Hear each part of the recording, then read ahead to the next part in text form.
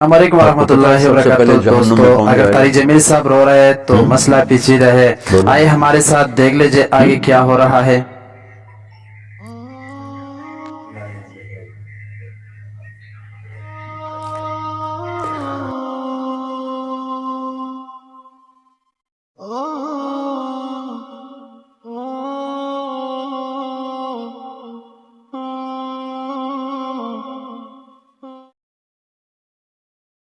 کافر نہیں، مشرک نہیں، شرابی بھی نہیں، زانی بھی نہیں، قاتل بھی نہیں، چور بھی نہیں، ڈاکو بھی نہیں، ملحد بھی نہیں، دہریہ بھی نہیں، کتنے گناہ ہیں۔ اول من تسعر به نار جہنم، سب سے پہلے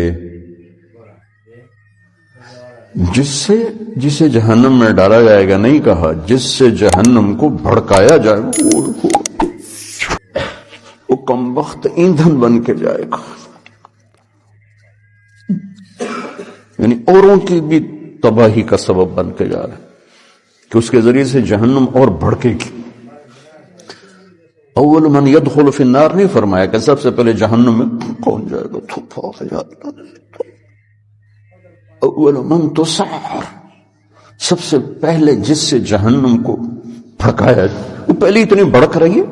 انہا لظی نزاعۃ للشوا تدعو من ادبر وتولى وجمع فاوعى، پہلے اتنی بھڑک رہی۔ فانذرتکم نارا تلظی، کیا خوفناک ہے وہ۔ انہا ترمی بشرر القصر کانہ جمالۃ صفر، کون جائے گا؟ کیا ہیبت ناک الفاظ ہیں قرآن کے۔ اور پھر اس بدبخت کو ڈالا جا رہا ہے اور بھڑک، اس کو ایندھن بنا۔ عالم، اول من تسعر به نار جہنم، عالم مولانا صاحب،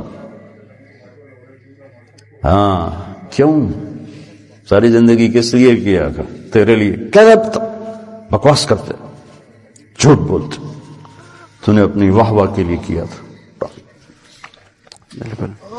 پھر شہید، جس کے خون کا قطرہ زمین پر گرنے سے پہلے اس پر جنت واجب ہو جاتی، لیکن نیت کا کھوٹا تھا۔